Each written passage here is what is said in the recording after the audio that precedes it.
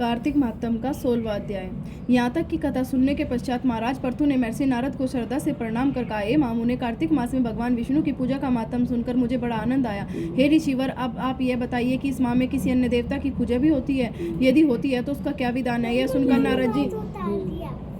सुनकर नारद जी बोले, हे राजन, अश्विनी शुक्ल पूर्णिमा को ब्रह्मा जी का व्रत, कार्तिक कृष्ण चतुर्थी को गणेश जी तथा अष्टमी व अमावस्या को लक्ष्मी जी का व्रत किया जाता है।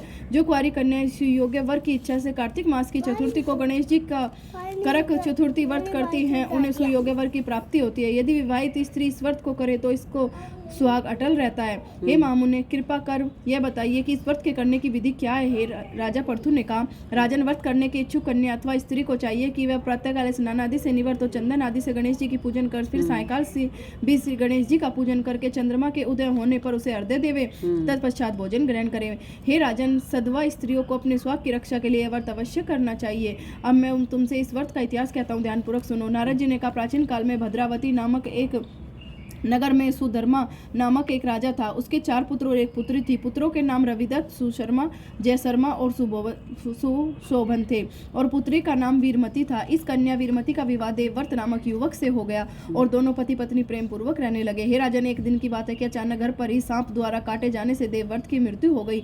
यह देखकर वीरमती विलाप करने लगी। उसका विलाप सुनकर उसके माता पिता और 4 भाई तथा कुछ नगरवासी भी वहां आ गए और देवव्रत को मरा हुआ देखकर शोकाकुल हो उठे। शीघ्र यह समाचार कि राजा का जमाता सर्प के काटे जाने से काल का ग्रास बन गया है पूरे नगर में फैल गया। उसी समय पुलस्त्य मुनि अचानक ही वहां पहुंचे और समाचार पाकर राजभवन गए। उन्हें देखकर राजा ने हाथ जोड़कर उनका अभिवादन किया और दुखी स्वर में बोले, हे महाराज, कौन से पाप कर्म से मेरी यह कन्या युवावस्था में ही विधवा हो गई? तब त्रिकालदर्शी महर्षि पुलस्त्य ने कहा, हे राजन, संकल्प लेकर भी तुम्हारी कन्या ने भगवान गणेश के व्रत की उपेक्षा की है, जिसके कारण यह वैधव्य को प्राप्त हुई है। हे राजन, रिद्धि सिद्धि के दाता गणेश जी की उपेक्षा करता है, वही इसी प्रकार का कष्ट पाता है। इस संदर्भ में मैं तुम्हें एक प्राचीन इतिहास सुनाता हूँ। एक समय ब्रह्मा, विष्णु, महेश और इंद्रादि सभी देवता दैत्य के विनाश का उपाय सोचने के लिए एकत्रित हुए।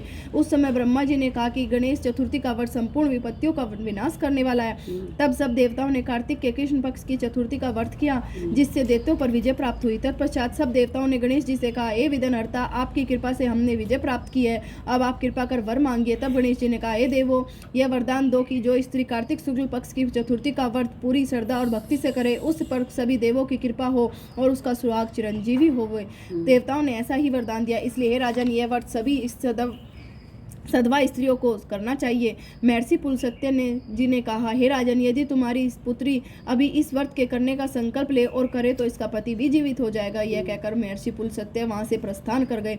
तत्पश्चात राजा ने अपने जमाता का शव तेल में सुरक्षित रखवा दिया। इसके बाद जब कार्तिक मास आया तो उसकी पुत्री ने विधिवत कर चतुर्थी का व्रत किया और उद्यापन करके ब्राह्मणों को भोजन कराया तथा श्रद्धा से दान दक्षिणा देकर संतुष्टि किया, जिसके सुफल से उसका मृतक पति पुनः जीवित हो उठा। श्री नारद जी ने कहा, हे राजन, जो मनुष्य श्रद्धा पूर्वक और विधि विधान से गणेश जी का पूजन करते हैं तथा व्रत रखते हैं, वे हर प्रकार के सुख भोगकर अंतकाल में देवलोक को जाते हैं। बोले श्री गणेश जी भगवान की जय, विष्णु भगवान की जय।